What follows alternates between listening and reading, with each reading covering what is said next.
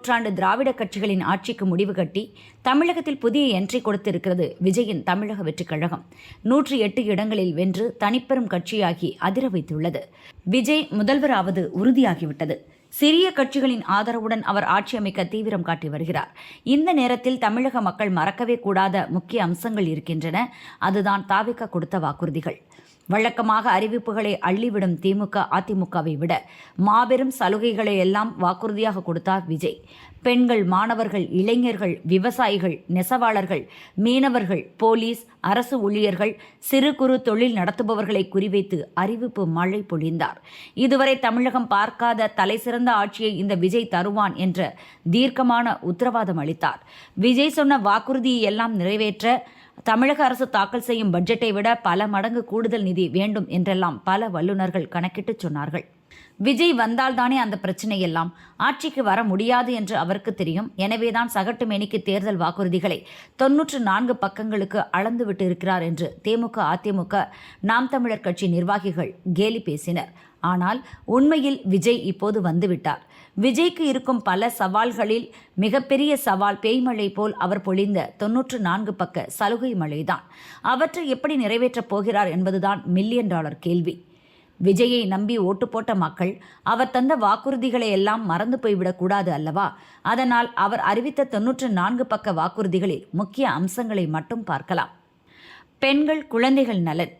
பெண்களுக்கு மாதந்தோறும் ரூபாய் 2,500 நிதி உதவி. அனைத்து அரசு பஸ்களிலும் பெண்களுக்கு இலவச பயணம். ஒவ்வொரு குடும்பத்துக்கும் ஆண்டுக்கு 6 கேஸ் சிலிண்டர் இலவசம். திருமணம் செய்யும் பெண்களுக்கு 8 கிராம் தங்கம் மற்றும் பட்டு சேலை. கர்ப்பிணிகளுக்கு ரூபாய் 25,000 நிதி உதவி. பிரசவத்தின் போது தாய் மற்றும் குழந்தைக்கு தேவையான பொருட்கள் அடங்கிய பெட்டகம். பிறக்கும் குழந்தைக்கு தங்க மோதிரம். பள்ளி இடைநிற்றலை தடுக்க தாய் அல்லது பாதுகாவலருக்கு ஆண்டுக்கு ரூபாய் 15,000 நிதி உதவி.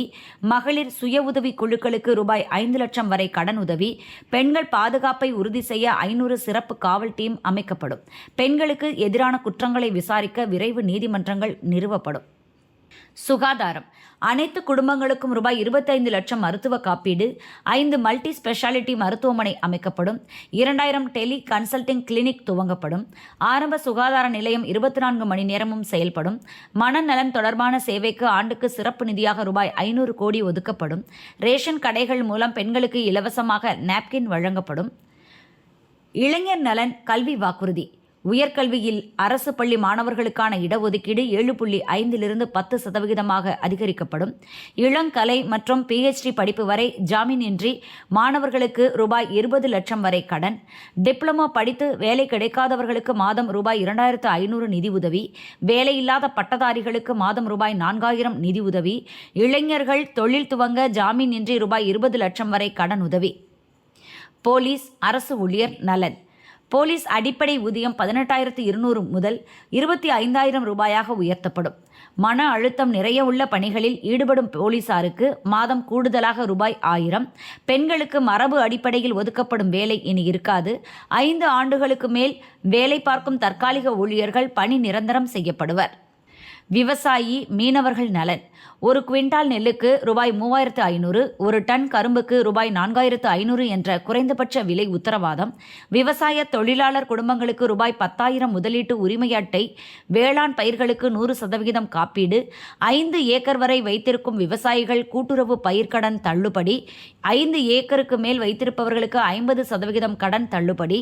மீன்பிடி தடைக்காலத்தில் மீனவர்களுக்கு மாத உதவித்தொகை ரூபாய் 20,000. பருவமழை காலங்களில் ரூபாய் 7,000 உதவித்தொகை.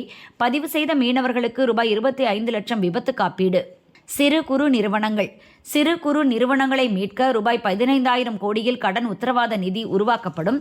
5 ஆண்டுகளுக்கு மின்சார வரி தள்ளுபடி செய்யப்படும். மின் கட்டணம் முறைப்படுத்தப்படும். நெசவாளர் நலன். மின்சாரம், நூல் விலையை சமாளிக்க நெசவாளர்களுக்கு ஆண்டுக்கு ரூபாய் 30,000 நிதி உதவி. கைத்தறி கூட்டுறவு சங்கங்களுக்கு கூடுதல் முக்கியத்துவம் வழங்கப்படும். கைத்தறி நெசவாளர்களுக்கு 500 யூனிட் மின்சாரம். விசைத்தறி நெசவாளர்களுக்கு 1,500 யூனிட் மின்சாரம் இலவசம். நெசவாளர்களுக்கு ரூபாய் 10 லட்சம் மதிப்பிலான ஆயுள் காப்பீடு வழங்கப்படும். மிஷன் சென்னை. கூவம் மற்றும் அடையாறு நதிகளை சீரமைக்க சிறப்பு திட்டம். பள்ளிக்கரணை சதுப்பு நிலத்தை சீரமைக்க புதிய திட்டம். மற்றவை. முதியோர் உதவித்தொகை 3000 ரூபாயாக உயர்த்தி வழங்கப்படும். மின் கட்டணம் மாதந்தோறும் கணக்கிடப்படும்.